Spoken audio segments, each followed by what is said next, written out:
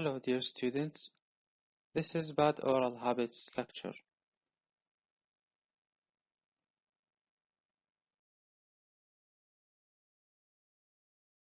We can define habit as a fixed or constant practice that is established by frequent repetition. Bad oral habits can interfere with child's physical, emotional, and social functions.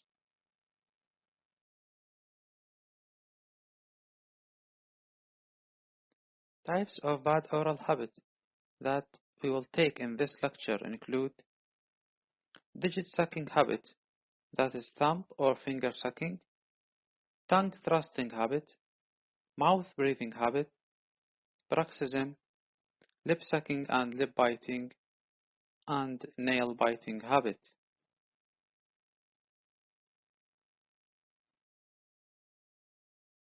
The etiology of these bad oral habits usually anatomical, mechanical interferences, pathological, emotional, imitation, or random behavior.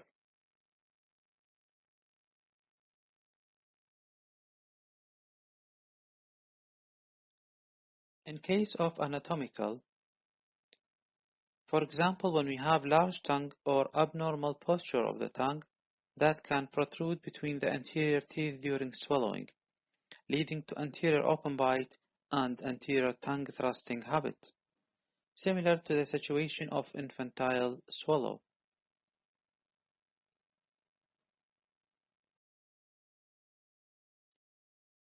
For the mechanical interferences that can lead to abnormal oral habits, in this case we have abnormally or ectopically erupted anterior teeth or missing of anterior teeth. So in this case, the tongue can thrust anteriorly to achieve the anterior oral seal during swallowing.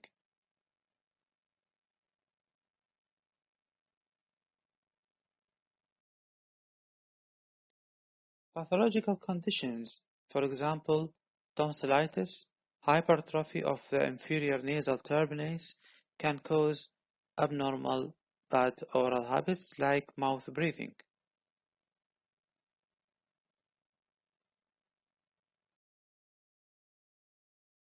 Emotional situations, for example, when we have upset child, this can lead to regression toward infancy, so that the child can assume infantile postures, for example, digit sucking, which gives the child a feeling of security.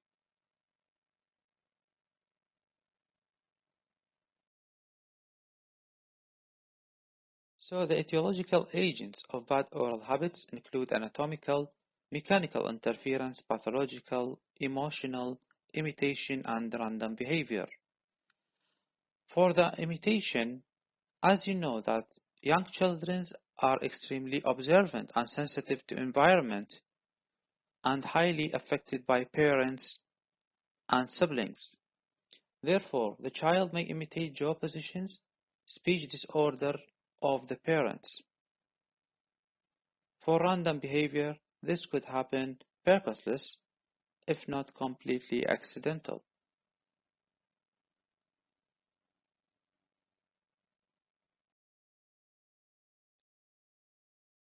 Now, digit sucking habit.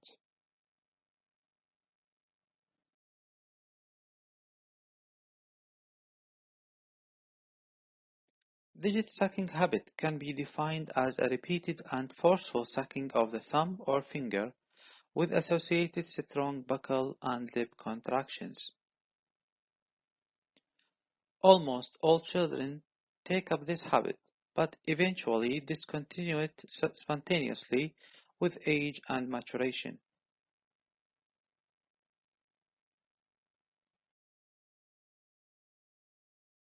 There are essentially two forms of sucking: nutritive sucking and non-nutritive sucking. For the nutritive sucking, this type observed during breast or bottle feeding, which provides nutrition to the infant. But for non-nutritive sucking, it is happened when the infant feel insecure or as a response of frustration in order to satisfy their need for contact.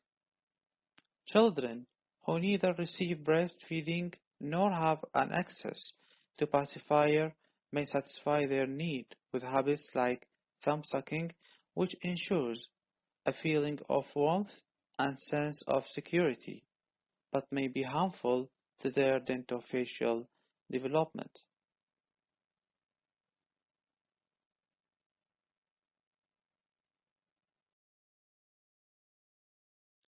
You can see that digit sucking could have different patterns.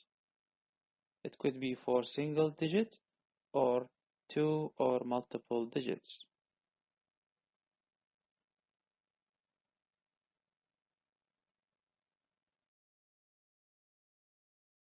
The main effects of digit sucking include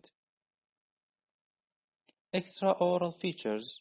For the offending digit is the digit will be exceptionally clean, reddened or sometimes deformed. There may be a fibrous roughened callus may be present on the digit, and sometimes there may be viral or fungal infection on the digit. For the intraoral effects, there may be proclination and spacing of upper incisors, retroclination of lower incisors, anterior open bite, usually asymmetrical, and there may be narrow maxillary arch, and this can lead to posterior crossbite.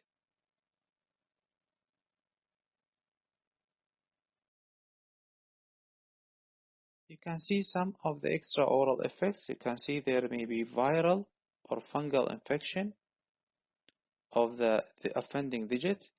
There is a roughened area, callus formation,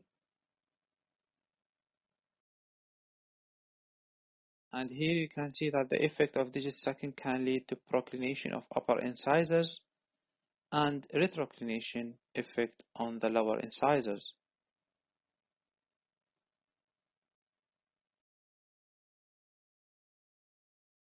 Also, it can lead to anterior open bite, and it's usually asymmetrical. So if you see asymmetrical open bite, this may be an indication of digit sucking.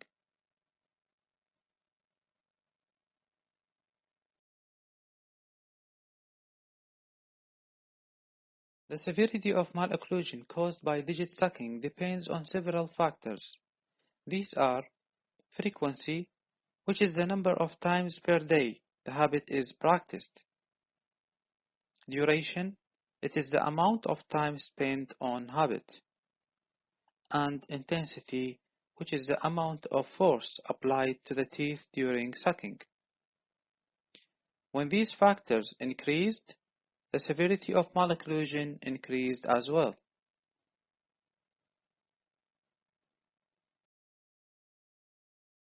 Diagnosis of digit sucking. This can be by history from the parents and by clinical examination of the extraoral and intraoral effects.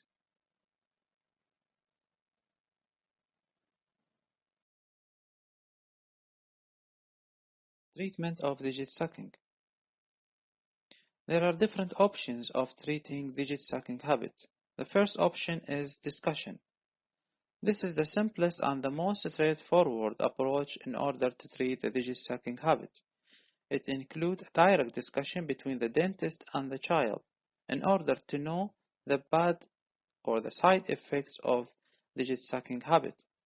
However, this needs a child who can understand these side effects in order to cooperate and terminate this habit. Therefore, this is called an adult approach. The second option is called reminder therapy, and it's suitable for patients who desire to stop the habit but need assistance to do so. It includes adhesive tapes or bandages to the offending digits, or using liquids or ointments that have hot flavor, bitter tasting or foul smelling on the thumb or fingers that are sucked. If these two options failed, we can use a reward system by giving a child a reward for every day who can discontinue the bad oral habit, and this reward can be larger if he will be able to terminate the digit sucking habit permanently. The last option is called appliance therapy, which could be either removable or fixed appliance with tongue guard or palatal clips.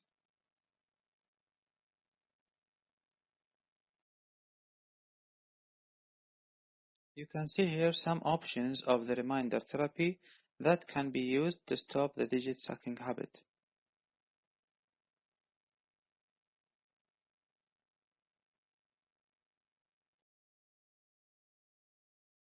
These are appliances, removable appliances with palatal clips that can be used to stop the digit sucking habit.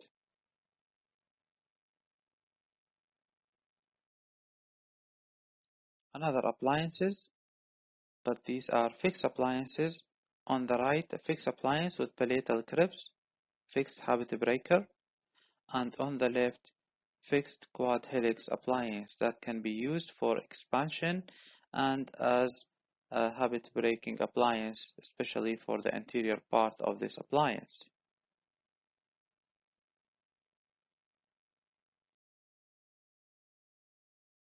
Another types of fixed habit breaking appliances.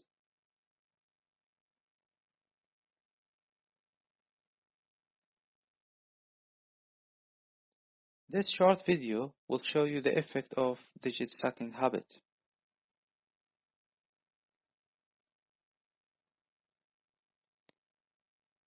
You can notice the proclination of upper incisors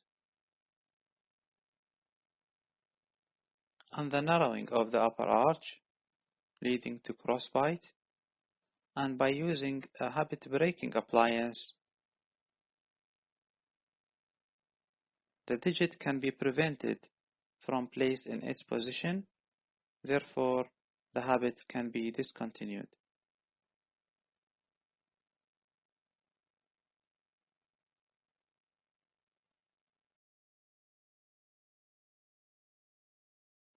Generally, if the child is younger than 3 years, no active intervention is required, because most children outgrow or stop the habit by 5 years of age, and malocclusion is self-correcting if habit ceased or stopped by the time of eruption of permanent teeth. The patient should be at least 7 years of old to receive an appliance therapy in order to understand the need of an appliance. Always parent support and encouragement is necessary to help the child through the treatment period.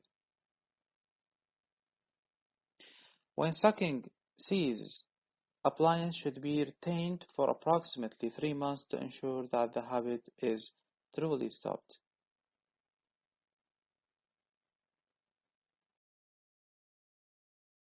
Tongue thrusting habit.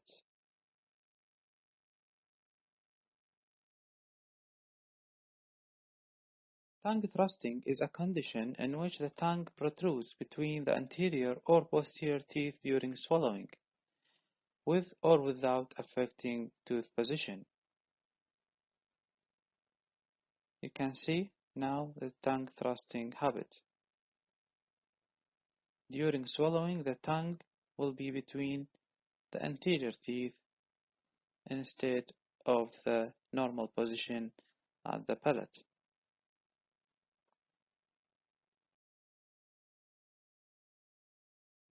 There are different classifications of tongue thrusting. The first one is etiologic classification, which depends on the etiology of the tongue thrusting. This includes physiologic tongue thrust, which is a normal tongue thrust that can be seen during swallowing of infancy. Habitual tongue thrust, which develops due to repeated placement of the tongue between the anterior teeth or posterior teeth during swallowing. Functional or adaptive tongue thrust. This is a tongue thrust which developed as an adaptive behavior to achieve an anterior oral seal secondary to anterior open bite or missing of anterior teeth. Endogenous tongue thrust, which is due to neuromuscular mechanism, and anatomic tongue thrust, which is due to macroglossia or large tongue.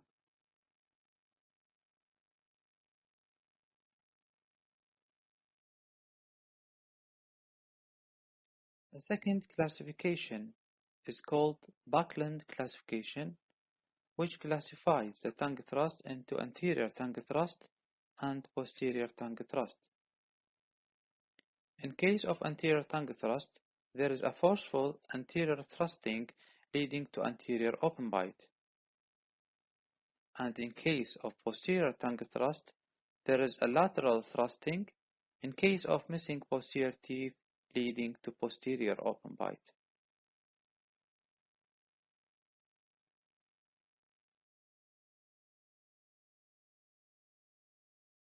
You can see above is anterior tongue thrusting and below posterior tongue thrusting.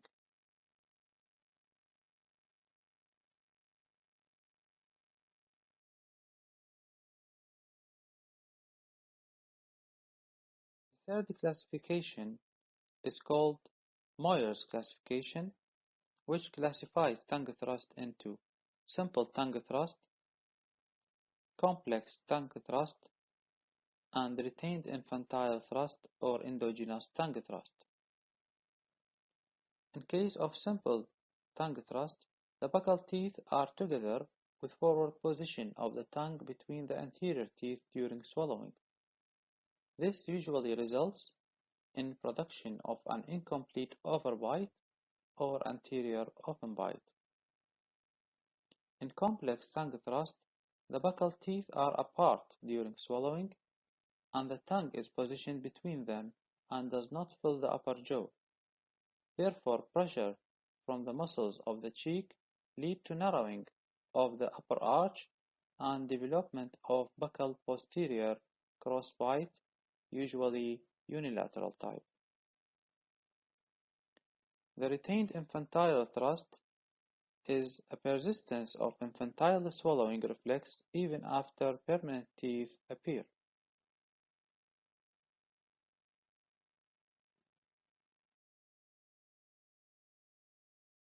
Features of endogenous tongue thrust include: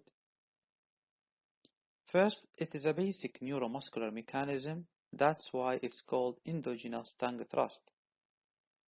It's characterized by wide anterior open bite and sometimes associated with lisping during speech. The upper and lower incisors may be proclined, and there is a family tendency usually, or a family history with this type of tongue thrusting. It is not common, appearing in only 3.1% of the population, but has a tendency of relapse after orthodontic treatment.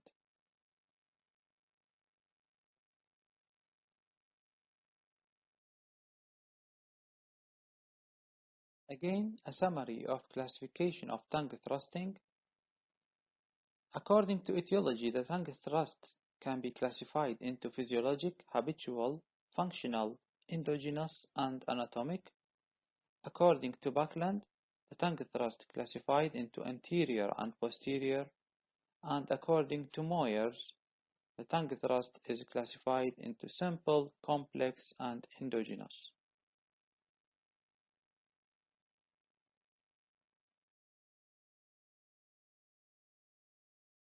Management of tongue thrusting. If the tongue thrusting is seen between 3 to 11 years, this is usually normal occurrence, not to be concerned. What we need to do is just to reassure the parents and do some conservative approach like demonstrating a correct swallowing and observe the child, especially because speech sound that elicits a lisp is not matured until the age of 7 to 8 years. But after the age of 11, Tongue thrust is not a normal pattern and treatment is required. That includes treatment of malocclusion or using myofunctional therapy or habit-breaking appliance or some muscle exercises, like asking the patient to place the tip of the tongue in the rugy area for 5 minutes and then swallow. Always remember that treatment of endogenous tongue thrust has poor prognosis.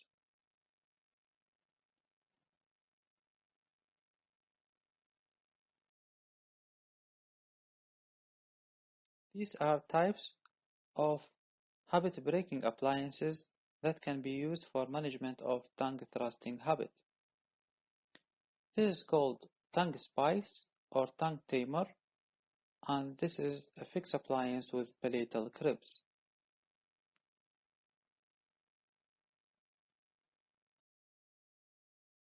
This is an oral screen that can be used to achieve anterior oral seal and to prevent the tongue from being placed between the anterior teeth, especially in the case of adaptive tongue thrusting habit.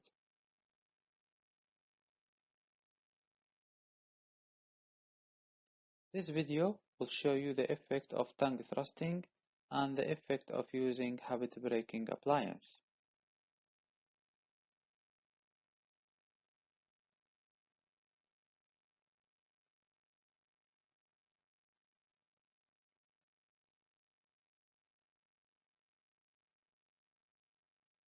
This is a fixed appliance with palatal cribs that can prevent the tongue from being placed between the anterior teeth and therefore can be used for treatment.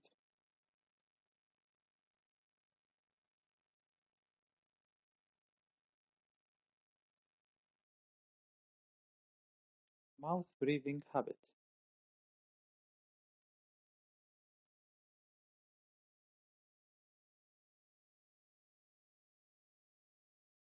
Mouth breathing habit is the habitual respiration through the mouth instead of the nose.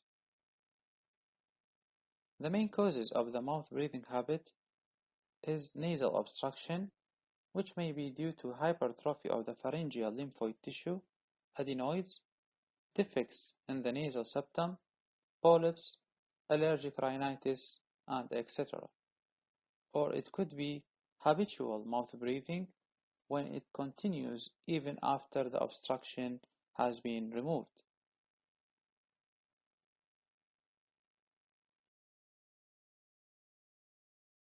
Effects of mouth breathing habit includes adenoid faces appearance, which characterized by long, narrow face with underdeveloped paranasal area and small nostrils,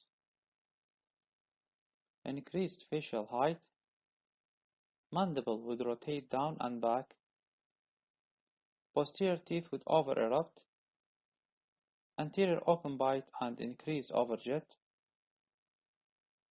posterior crossbite with narrow-shaped palate, incompetent, dry and fissured lips, and gingival hypertrophy. These are the main effects of mouth breathing habit.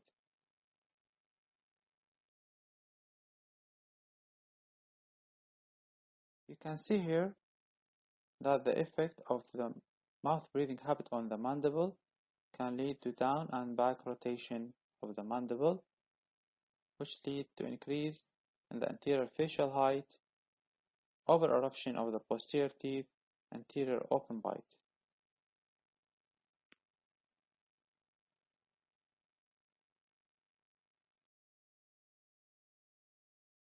Diagnosis of mouth breathing habit. In addition to the clinical features that mentioned previously, mouth breathing habit can be diagnosed using different tests. The first one is to ask the patient to take a deep breath. Most mouth breathers respond to this request by inspiring through the mouth without changing the size or shape of the external nares. Second, mirror test. A double-sided mirror is held between the nose and the mouth. Fogging on the nasal side of the mirror indicates nasal breathing, while fogging on oral side indicates mouth breathing. Cotton test. A butterfly-shaped cotton is placed over the upper lip below the nostrils. If the cotton moved down during breathing, it is a sign of nasal breathing. This test can also be used to determine unilateral nasal blockage. Finally, water test. In this test, we can ask the patient to fill the mouth with water and retain it for a period of time. Mouth breathers find this task difficult, and they cannot retain the water inside the mouth.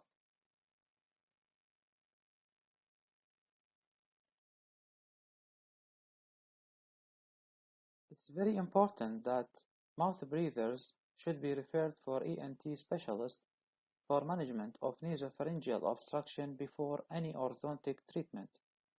Otherwise, relapse is guaranteed. Myofunctional therapy and oral screen can also be used for treatment of mouth breathing.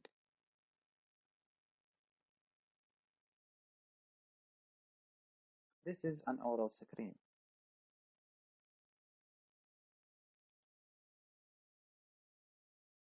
Bruxism.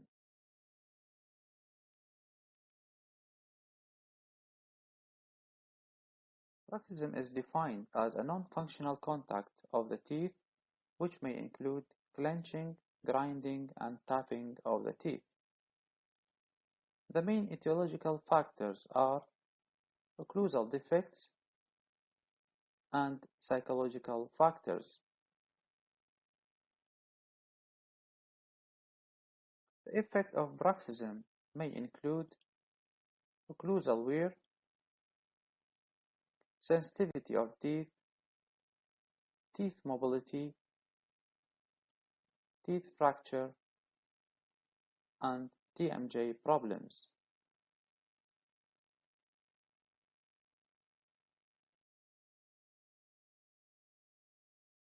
Management of bruxism include first, determine the underlying cause and eliminate it. Second, occlusal adjustment, including restoration and occlusal splints or bite guards, like these. Third, psychotherapy like relaxation exercises. And finally, drugs like local anesthetic injections into TMJ for muscles, sedatives, and muscle relaxants.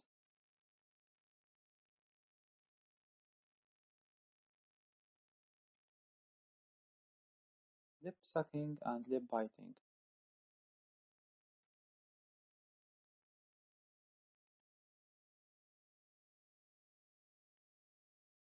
Lip sucking and lip biting may appear by itself, or it may be seen with thumb sucking or as a compensatory activity that results from an excessive overjet and the relative difficulty of closing the lips properly during deglutition.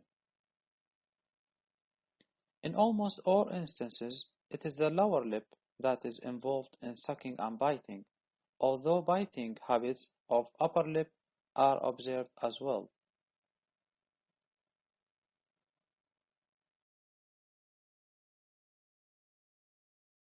When the lower lip is repeatedly held beneath the maxillary anterior teeth, the result is proclination of the upper anterior teeth, often an open bite, sometimes retroclination of the lower anterior teeth, and sometimes there may be eczematous appearance of the skin below the lower lip.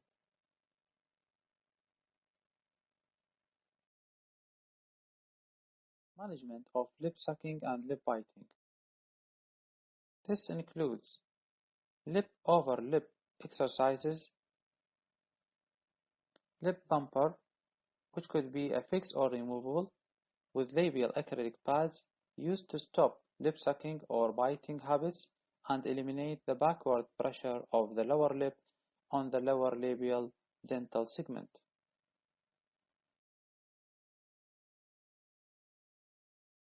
This is a fixed lip bumper soldered to bands on the first molars, and the acrylic pads can be used to push the lips away from the teeth.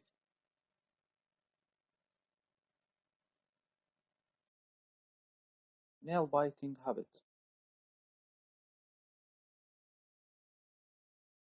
Nail biting habit is one of the most common habits in children and even in adults, which may be due to emotional and social problems that may affect the psychology of the individual.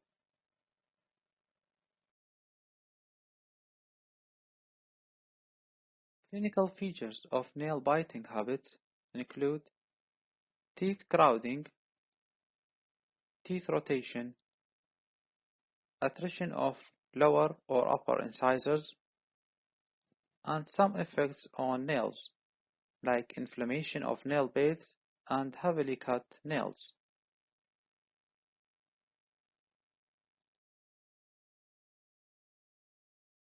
Management options. First, no treatment in mild cases. Treat the basic emotional factor causing the habit. Encourage outdoor activities and using of some reminders like nail polish.